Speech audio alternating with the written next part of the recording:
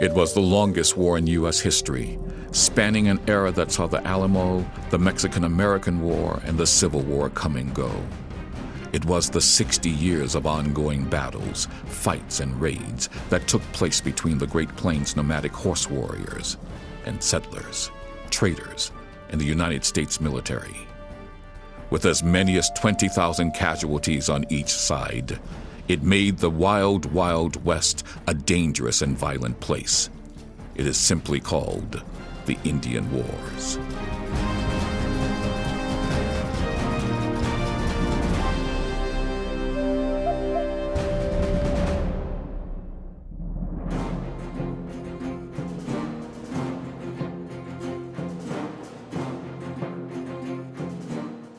The Southern Plains are perhaps the most storied region of the wild, wild West. Cattle drives, gunfights, and the home of the Comanche. The Southern Plains extend south from the Arkansas River to the piney woods on the east and to the sun-baked deserts on the south and west. They encompass much of present-day Texas, parts of Kansas, Oklahoma, Colorado, New Mexico, and Mexico. It is a region of shortgrass prairie and cactus, rolling hills, long stretches of flat terrain, slow-moving rivers and streams that gently cut through the land. Summers are hot and humid, punctuated by fierce thunderstorms and savage tornadoes. Winters are short but dangerous, with occasional powerful sleet and snowstorms. It was a region rich with buffalo, antelope, deer, eagle, and small game. Indeed, in this region, the archaeological record of Native Americans is longer than in any other place on the continent. 13,000 years ago, Paleo-Indians hunted mammoths and mastodons. 3,000 years ago, unknown archaic Indian artists created spectacular rock art in caves. But by 1750, it was the hunting grounds of the Comanche, and later their allies, the Kiowa. This region for the next 100 years was called Comancheria. The Comanche were the best horse breeders on the plains. They had the largest pony herds, and many would say they were the most skilled horsemen. A Comanche warrior could ride his horse at full gallop and shoot multiple arrows using the horse's neck as a shield. The Comanche were unique among the Plains Indians tribes in that they were a loose federation of bands, a people with no event that brought them all together on an annual basis. They were also the least constrained by a permanent ruling governmental structure. New leaders could spring up at any time. At one time, the Comanche were a small band of Shoshone Indians living in the Wyoming Basin. In the 1600s, they migrated south along the edge of the Rockies. Obtaining the horse in the early 1700s, they became the powerhouse of the Southern Plains. From its inception, this nomadic horse culture was in constant conflict with the other people of the region. First, it was with the Apache and other native tribes, all of which they defeated and in some cases destroyed. At the same time, they were at odds with non-natives. For nearly 150 years, they defeated the Spanish, the Texans, the Mexicans, and the Americans. Much of their early military success derived from their fighting tactics and warrior ethos. As a warrior society, the Comanche loved to fight. Any Comanche could lead a military action. If a warrior had a good reputation, if he was generous with spoils of war, and if he had powerful medicine, other Comanche warriors would follow him. As with the Northern Plains tribes, war honors, stealing horses and counting coup or touching an enemy, were the highest marks of bravery among the Comanche and their Kiowa allies. Indeed, the bravest act was to count coup on a living enemy. As a result, the primary goal of Comanche warfare was to score, not to kill. The Comanche initiated military action for 3 reasons. First, to steal horses and captives. Second, for vengeance. And third, to make war against another Indian tribe. The most frequent action was a raid to steal horses and captives. A raiding party might be as few as 4 and as many as 100 warriors who would travel up to 400 miles. The worth of a Comanche warrior was measured by the number of horses he had stolen from other tribes. In a vengeance action, a Comanche warrior avenged the death of a friend or relative. This kind of action had a single purpose: to take an enemy scalp to even the score. Once a single scalp was taken, the raiders would turn back, even if spoils were nearby. Returning to camp, success was celebrated by the scalp dance. The third and least frequent action was a war party against another tribe. Often it involved an entire band, with the village moving to a temporary staging area within striking distance of the enemy. The war party leader sent out scouts to gather information. At the right time, the war party went out to begin their attacks. Like the Plains Indians in the north, the Comanche avoided large battles, preferring instead slashing attacks against unsuspecting and weaker targets. The Comanche liked to attack an enemy's flanks in a circling motion. If pursued, the Comanche would spread out, leading their pursuers on a long chase. Or they might split up into smaller groups, rendezvousing at a prearranged location, or by leaving hidden messages for their comrades to find. Stories of Indian cruelty on the plains were legion, from the Lakota and Cheyenne, Arapaho, Kiowa, Comanche. They were all very cruel to their enemies and to any captives they might have taken. But in particular, the Comanches were said to be one of the worst tribes in this respect.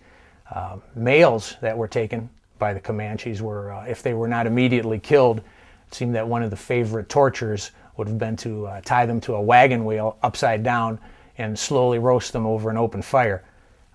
Females had a somewhat different experience. They were usually kept, they were quite good as a commodity here. They were worth many horses, many ponies for the females, taken if they could and saved if they could be saved. The female captives who survived Comanche captivity wrote letters, diaries, and some wrote books of their ordeal, and almost universally it was a horrible ordeal. They were beaten, they were raped, they were starved, tortured, and some of them stayed to be in the tribe and married Comanche husbands. Those that came back again, though, were told of very horrible ordeals. There was a phrase that was very common on the frontier at this time. It was that anyone who was taken captive of an Indian was certain to suffer a fate worse than death. And for females among the Comanches, this appeared to be all too true. To whites, the Comanche warrior was cruel and savage. But for the Comanche, this behavior was a legitimate part of their warrior code. Interestingly, some captives were treated well and eventually became full-fledged members of the tribe. Superb horsemanship, uncommon bravery, and a desire for personal glory made the Comanche and Kiowa the most daring and effective warriors on the plains. The Comanche version of the Plains Indians Warrior Society would be put to the test with the encroachment of Texans and Americans into Comancheria.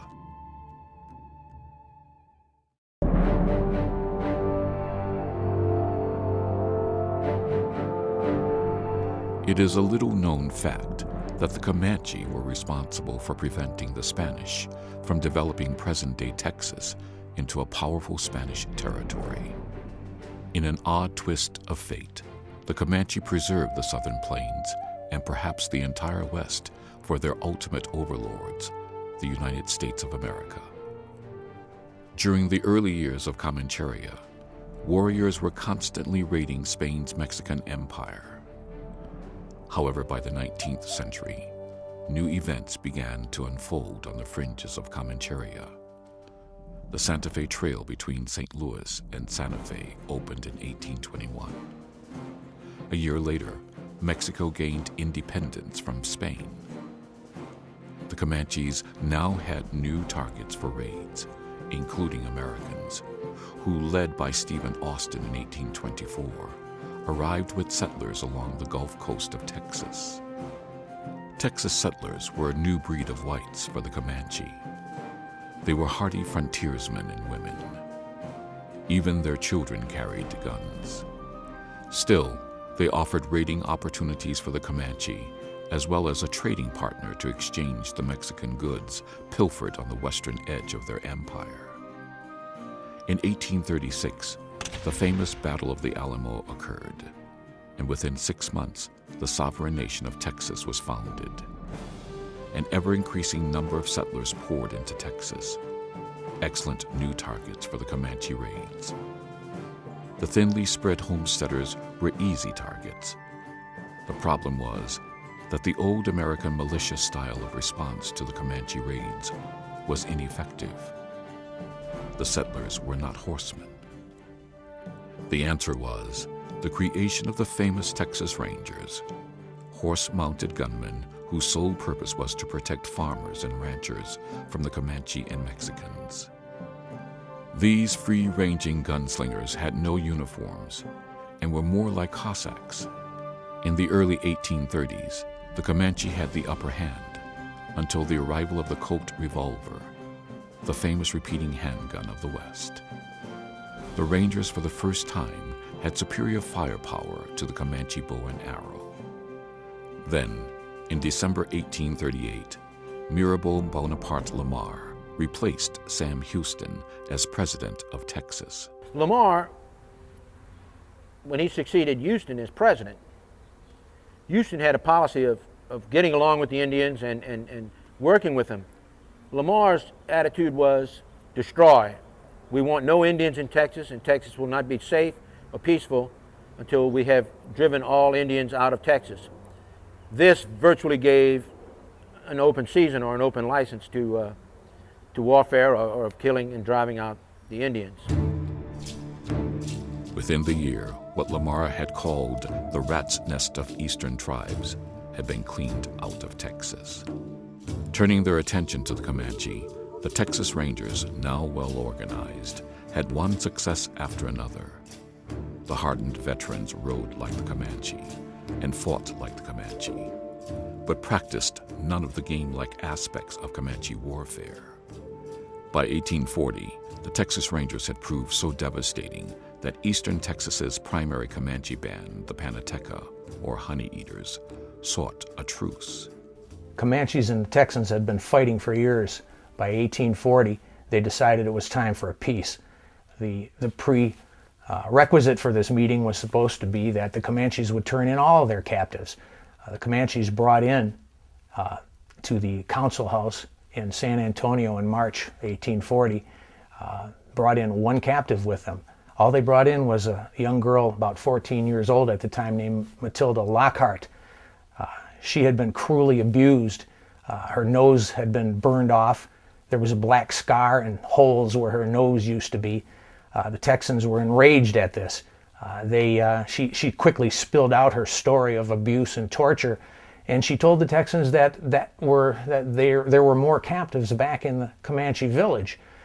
The Texans asked the Comanches, "Where are your other captives?" Chief Muguara of the Penatecas answered that, "We don't have any captives. They're all spread out amongst the other tribes." Then there was a long silence, and Muguara responded again and said, "How do you like that answer?" That was a big mistake. Texans didn't like that answer at all. They said, unless the rest of the captives are going to be delivered immediately, we're going to hold you all as hostages. And with that, soldiers appeared. They appeared outside the building. They appeared in the building. The Indians, of course, were not going to stand for this. The knives were pulled. The arrows and bows were drawn. The soldiers came in. There was a great melee inside the council house. And there was fighting in the streets. The townsfolk were running, screaming, shooting. Indians running through the streets. It took most of the day before all the Indians were either killed or captured. In the end, there were about 7 Texans killed and 8 wounded. There were 35 or so Indians killed and another 27 captured.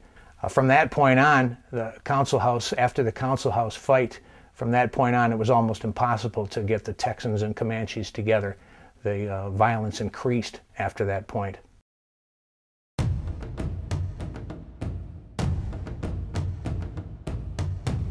After the Council House fight, widespread Comanche raiding intensified on Texas's coastal plain. Then, unexpectedly, there was a lull. Many Texans believed the Comanche had learned their lesson.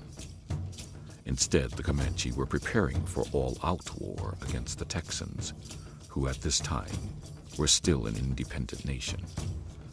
The leader of the soon-to-be war was a chief called Buffalo Hump. In fact, he was the Honey Eaters band's only great war chief left after the Council House fight. But in Comanche tradition, he had a vision that the Texans could be driven out of Comancheria. The call went out for war throughout the Comanche Empire. The response was poor. Only a few Kiowa and young Comanche warriors from northern bands responded. Nevertheless, Chief Buffalo Hump pulled together a war party of over 400 and planned an extensive campaign against the Texans. By August of 1840, he was ready. It would be the first Comanche war party against whites. His tactics were flawless. He bypassed the Texan stronghold, San Antonio, undetected. Buffalo Hump surprised the town of Victoria, killed several people, and moved on towards the coastal region of Texas. When the Comanche reached Linville, they discovered the townspeople had abandoned the port. They sacked the town and looted a warehouse full of goods, which included a shipment of iron barrel hoops that could be used for making arrowheads. So devastating was the raid, the Texans never rebuilt the town. At this point, with so much loot, the war party deteriorated. What happened next went totally against all Comanche military tactics. Having won a great victory at no cost to themselves, they should have run their ponies hard into the sunset. Buffalo Hump knew this, but he could not refuse sharing in this incredible treasure. So the war party departed Linville in a slow-moving caravan of loaded-down horses and mules. By now, the Texas Rangers and militia, led by General Felix Houston, were gathering their forces. Houston quickly understood what was happening. The Comanche were done with war and were slowly heading towards their home territory. By pushing his men hard, he could cut them off at a place called Plum Creek. On August 11, 1840, a battle ensued. It was the most bizarre sight in all the Indian wars. Wearing top hats and carrying umbrellas, the Comanche became trapped in their caravan of horses and mules. Uncertain whether to protect their stash of goods, fight or run, they suffered a bitter defeat. In the end, 80 warriors were dead and 1 Texan was killed. The Comanche lost their loot, which interestingly the Texans now divided amongst themselves. However, Buffalo Hump's war guaranteed a fight to the death over who would control Texas. Chief Buffalo Hump escaped the Plum Creek fight and held out against the Texans for another 6 years, finally signing a peace treaty. From then on, he led his people to a series of reservation stops until they ended up in 1859 at the present-day location of the Comanche Kiowa Reservation in Oklahoma. Buffalo Hump died 11 years later. At the time of Buffalo Hump's war, the Kiowa and Comanche were thriving in the north.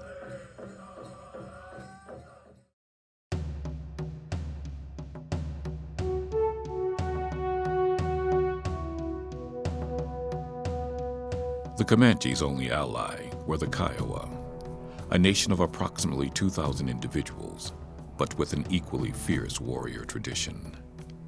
The Kiowa had arrived on the northern plains from Canada and lived in the Black Hills region of South Dakota. After the Cheyenne and Sioux drove them out, they journeyed on to the southern plains and into Comancheria. At first, the Comanche regarded them as trespassers, and the two nations fought a bloody war. But by the beginning of the 19th century, they formed a military alliance that bound them together even into the present. Unlike the loosely organized Comanche, the Kiowa were a highly structured military society. The tribe was governed by a council of chiefs made up of leaders from the tribe's bands. Most often, these chiefs were men who had achieved military or diplomatic honors. Kiowa warriors also found honor in stealing horses and counting coup on enemies. Frequently, they raided nearby tribes or went south into Texas and Mexico, striking ranches for ponies and captives. By this time, Kiowa lands included parts of the present-day Texas Panhandle, a wide expanse of shortgrass prairie and cactus carved by a few shallow waterways. Called the Llano Estacado, or the Staked Plains, it is the southernmost reach of the High Plains. The plains end here at a steep ridge that drops off into haunting red earth badlands. It is also a primary north-south migration route for the buffalo and the final stronghold for the Kiowa and Comanche. It was here in 1864, at a deserted trading post called Adobe Walls, that the Kiowa fought their most famous battle against the legendary frontier trapper and explorer, Christopher Kit Carson. A year earlier, Carson, a hero in the mold of George Rogers Clark and Daniel Boone, had defeated the Navajo with his Scorched Earth campaign. In 1864, General James H. Carleton, military commander of the Department of New Mexico, ordered Colonel Carson to attack Indian villages along the Canadian River in the Staked Plains. In the fall of 1864, Kit Carson left Fort Bascom, New Mexico Territory, with about 300 men of the New Mexico Cavalry and California Cavalry. He was heading east, looking for Kiowa and Comanches, who had been raiding along the Santa Fe Trail that year. He got into the Texas Panhandle on the Canadian River, a place called Adobe Walls, an old fort, an old trading post that George Bent had been decayed for about 20 years or more here now. He found a village of little mountains Kiowas, and he pretty much drove the Indians out of the area, kept going downstream. Pretty soon there was about 1,000 Kiowa and Comanches from Stumbling Bear's village and others that confronted him there, and all of a sudden the tables were turned, and it was Carson who was on the defensive. If it were not for Lieutenant George Pettis and his 2 mountain howitzers, Carson may have been the one that was massacred there. In the end, the Indians won. Carson had to leave the field. After the battle, tensions remained high between the ever-growing number of immigrants and traders and the Indians along the Santa Fe Trail. In 1867, attempting to reach an accord, the United States government called for a peace commission with Comanche, Cheyenne, Arapaho, and Kiowa leaders at Medicine Lodge Creek, 60 miles south of Fort Larned, Kansas. The peace plan called for a great reservation south of the Arkansas River. In addition, the tribes would be given cattle herds and taught to grow crops. The Kiowa war chiefs O Santank, Santanta, and Lone Wolf were uneasy about agreeing to the treaty. However, the tribe moved onto the reservation. The Medicine Lodge Treaty was largely a failure. Kiowa warriors continued to raid outside of the reservation, just as the whites failed to enforce their side of the bargain. Then in 1871, a Kiowa raid called the Salt Creek Massacre changed U.S. policy towards Indians and sealed the fate of the Kiowa Nation.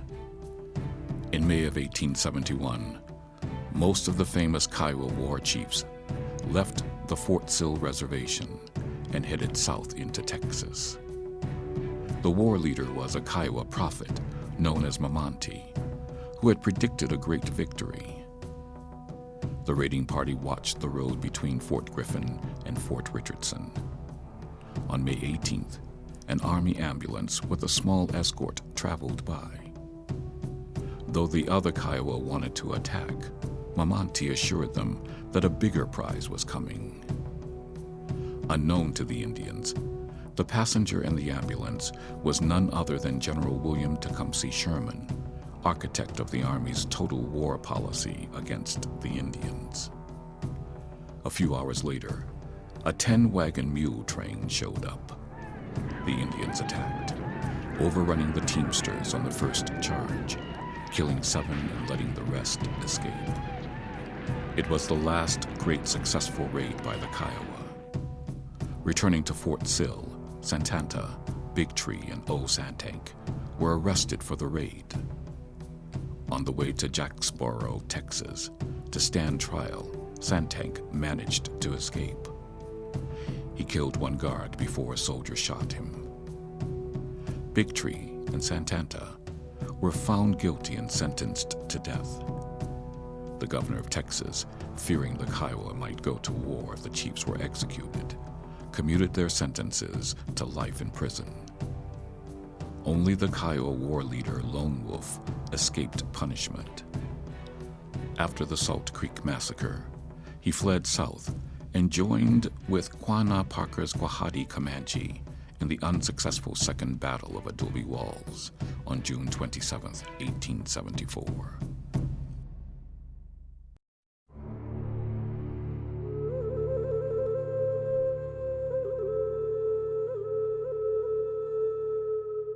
After the defeat at Plum Creek in 1840, external events moved against the Comanche.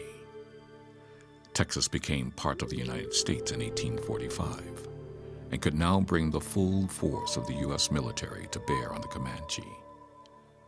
But the most devastating event was the discovery of gold in California in 1848. Within a year, 100,000 gold seekers traveled west. For many years, prior to the gold rush, the Comanche had been smart about contact with whites and avoided their deadly diseases. But outbreaks of smallpox in 1848 and cholera in 1849 decimated the Comanche Nation, whose population dropped from an estimated 20,000 in mid-century to just 8,000 by 1876. After that, the scope of raiding parties diminished. In the late 1860s, even though many of the northern bands agreed to restrict their activities to reservations in central Oklahoma, they did not. This really meant becoming a non-Comanche, something they could not do. As long as they had horses, they would hunt the buffalo and raid they did. After the Civil War, they had a new target, the vast cattle drives along the Chisholm and other trails. They also frequently targeted the Stagecoach Road from Fort Smith, Arkansas, through Texas to El Paso. Finally, Philip Sheridan ordered the cavalry to sweep through the reservation set up by the Medicine Lodge Treaty of 1867, and then invade the last Comanche stronghold, the Staked Plains in the panhandle of Texas. Here they became aware of the Comanche chief known as Quanah Parker. Quanah Parker was half white. His mother, Cynthia Parker, had been captured by the Caddo tribe when she was 9 and then traded to the Comanche. As an adult, Cynthia Parker adopted the Comanche way of life, married one of its chiefs, and had a son, Quanah Parker. At the age of 15, he joined the powerful Comanche Quahati Band and became a war chief. This new leader fearlessly led charges against the cavalry, capturing many of their horses and killing and scalping a soldier. While Sheridan's 1868 military campaign was less than successful, another white enterprise was. Teams of buffalo hunters and skinners were rapidly exterminating the last of the once immense southern herds. The team's best marksmen would create what was called a stand by killing the herd leader. The herd then stood about, leaderless and confused. unable to go anywhere, while the rest of the hunters, using powerful new guns with telescopic sights, easily picked them off one by one. The hunters were interested only in the buffalo skins, which were sold back east. From 1872 to 1874, hunters killed over 3.5 million animals, virtually destroying the buffalo and driving them near to extinction. General Sheridan remarked about the professionals, "Let them kill, skin, and sell until the buffalo is exterminated, as it is the only way to bring lasting peace and allow civilization to advance." When the buffalo hunters reached the Staked Plains and set up camp at the old battle site of adobe walls, Quanah Parker called for war. For the first time, the Comanche held a sun dance, hoping to attract the Cheyenne Arapaho. The ceremony worked, and in June of 1874, Quanah Parker led a force of Kiowa, Cheyenne, Arapaho, and Comanche against the buffalo hunters. But victory was not to be his. The Allied forces were repelled by the buffalo hunters' superior weapons. Randall Mackenzie, in late September 1874, led about 600 troopers of the 4th Cavalry and 10th Infantry into the Staked Plains of Texas, hunting Comanches, Kiowas, and Cheyenne. He found them hidden deep inside the recesses of Paladero Canyon, which is about a dozen or so miles south of present-day Amarillo, Texas. They trailed them up into the edge of the wall of the canyon. The Indian village lay below them about 500 feet down. Mackenzie started his troopers down along the wall. The Indians saw them, too. They figured they would never get down, and they were a little lackadaisical about preparing for them. But Mackenzie snaked the men down 500 feet of canyon wall into the village, into the valley. At that time, the Indians panicked, and they ran. Mackenzie's soldiers attacked the village. There were only about 4 Indians killed, and just a handful of Mackenzie's troopers were hit. But the main significance of this fight here lies in the aftermath. The village was destroyed. There were buffalo robes. There was a supply of winter food that was destroyed. Mackenzie captured about 2,000 ponies. He kept 600 for himself and his men, and he killed 1,400 ponies. The Indians knew that their time was about up here. Winter was approaching.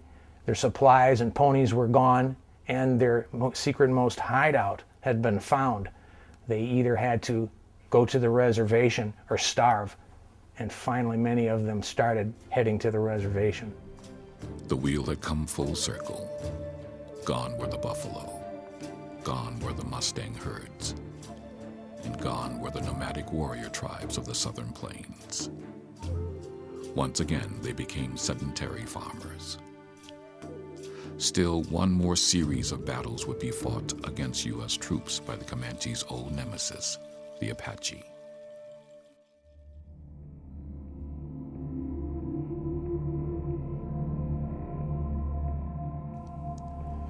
The desert Southwest is a region that covers most of present-day Arizona and New Mexico, a land of dramatic landscapes, cliffs and canyons, a land of deserts and mountains, cactus and scrub. It is also the driest and hottest region of the United States. Animal life is scarce. The region is the ancestral home of the ancient Anasazi, Hohokam, and Mogollon, cultures that left behind spectacular ruins and art. For many, it is the area where Native American culture still has a profound presence. It is the area of the largest Indian reservations. When the Spanish explorers entered the region around 1540, they found 2 kinds of native lifestyles: agricultural people, the Zuni, Pueblo, and Hopi, who were such highly skilled farmers that they were capable of supporting large populations and permanent villages. The other lifestyle, typified by the Apache, were nomadic hunters who often preyed on their sedentary neighbors.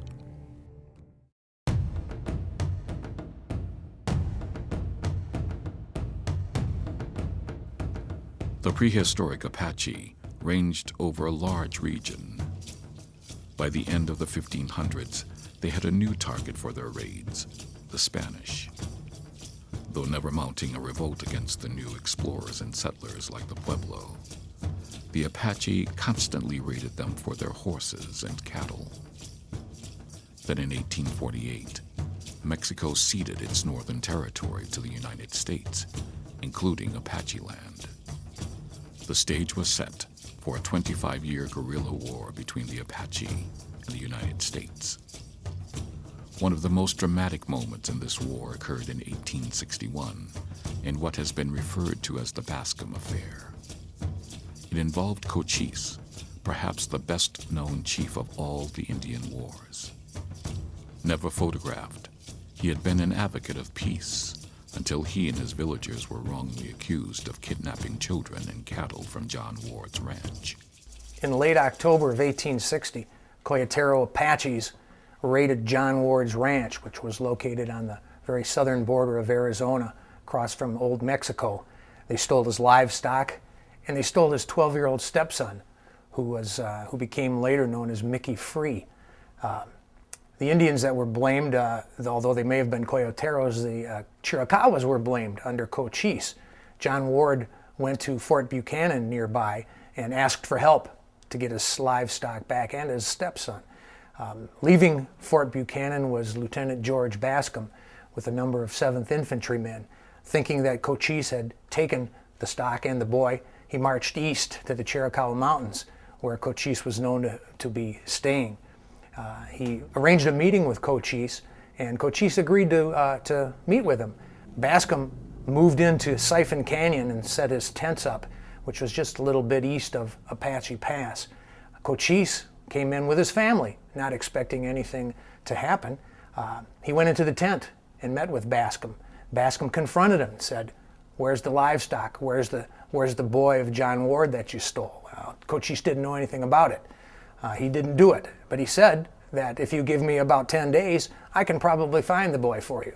Bascom said that, well, that would be fine, but he was going to hold his family hostage in the meantime. Well, that didn't go over well with Cochise at all. He pulled out a knife, slid open the tent that he was in, ran out the backside and up the hill amidst a barrage of firing from the soldiers. The affair was known later as either the Cut the Tent affair or the Bascom affair, and it became a point in our history of where we can consider probably that the Apache Wars really began from that point on. Cochise then took his own hostage, James F. Wallace, a station attendant of the Butterfield stagecoach line. Over the next 2 weeks, the Bascom affair escalated rapidly. The Apache raided ranches and mail coaches. Bascom took more hostages. When the lieutenant refused to release Cochise's relatives, the Apache leader killed Wallace and mutilated his body so badly he could only be identified through the fillings in his teeth. On February 19th, Bascom retaliated by hanging 3 of Cochise's relatives. Thus began a bloody guerrilla war that lasted for 25 years. Cochise and his father-in-law, Mangus Coloradas, vowed to drive the whites from Arizona. They raided ranches, mining camps, and mail coaches, virtually halting all immigration into the area. For a brief time, Arizona was once again Apache territory. And then in 1862, Mangus and Cochise learned that Union General James H. Carleton was marching 1,800 men east from California to New Mexico. They gathered together the largest single force of Apache ever assembled, over 700 warriors. At Apache Pass, they laid a trap. Apache Pass in southeastern Arizona was a strategic point. It was located between the Dos Cabezas Mountains and the Chiricahua Mountains on the north and south, and between the Chihuahuan Desert and the Sonoran Desert on the east and west. And in between, right in the middle of the pass, was a little spring of fresh water that was very important to any travelers who were coming through the area. They almost always had to go through Apache Pass. At this time there was a column of California troops under James Carleton marching to New Mexico to fight the rebels, and the Indians knew it. Cochise, Mangus Coloradus assembled a great force of Apache warriors in the pass, waiting for the troops to arrive. The first advance guard of about 120 or so men of the California Infantry under Lieutenant Thomas Roberts approached the pass. Without warning, suddenly shots were fired from near the spring and from the mountainsides on both sides of the pass. Roberts couldn't dislodge the Indians. They were firing from all around him. He backed off into the valley a bit, opened up with his 2 mountain howitzers, and started blasting shells into the rocks. The exploding shells and the jagged pieces of flying rock finally drove the Indians away, drove them back out a distance away where Roberts could move up into the pass and take the waterhole. The next day, Carleton came up with the main force and had to fight his way in again, but they eventually secured the pass. After this fight, the Apache never again fought en masse, preferring to attack small groups of miners, undefended ranches, and unwary travelers, often killing and, in the tradition of the Plains Indians, mutilating their victims. A year later, Mangus Coloradus was killed. Cochise continued to fight on until 1874, when he suddenly fell ill and died in his home mountains near Apache Pass. But other warriors who had fought alongside him from the beginning rose to take his place. Nana, Chato, Victorio, and Geronimo.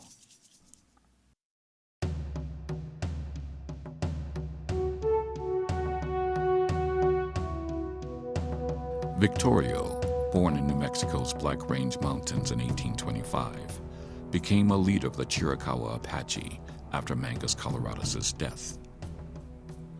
He quickly became an effective guerrilla raider. Then in 1869, he settled down on a Chiricahua reservation in New Mexico. For 8 years, he was at peace. But when the U.S. government ordered him to the infamous San Carlos Reservation in Arizona, he left the hated place with 250 warriors and turned renegade. Over the next 3 years, he and his followers raided throughout Arizona and Mexico, killing over 400 whites.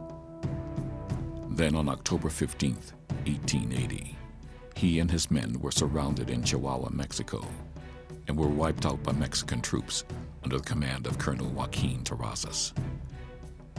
However, it was Geronimo who would go down in Western history as the ultimate Indian renegade. Geronimo was born in 1829 and rose to become the leader of the Chiricahua Apache.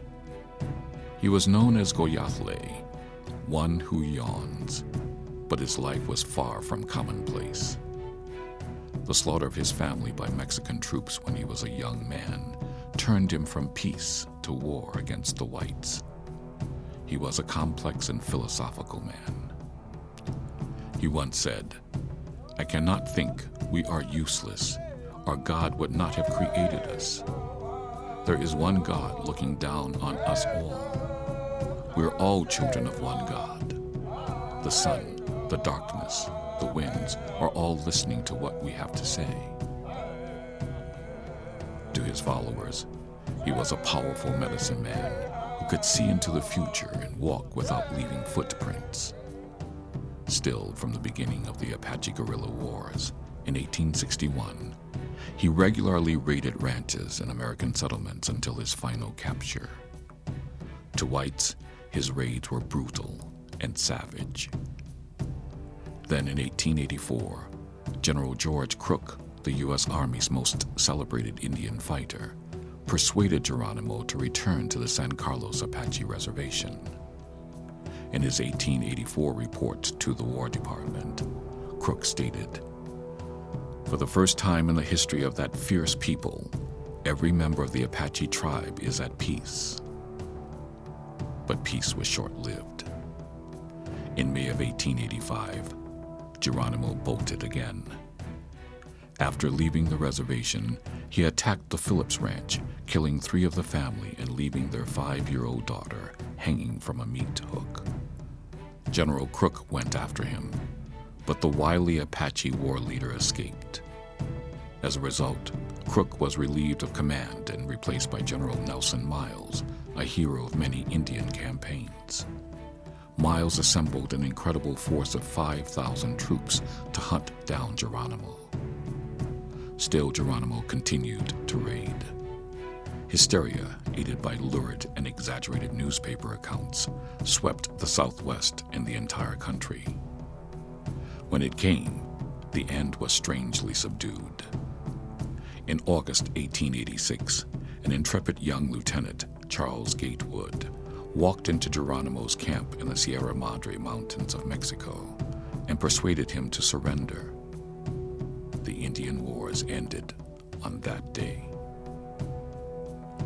So feared was Geronimo that President Grover Cleveland recommended he be hanged. Instead, he was sent to prison in Marion, Florida. In 1894, Geronimo was allowed to return to Fort Sill, where he dictated to S.S. Barrett his autobiography, Geronimo, His Own Story. Geronimo died there in 1909.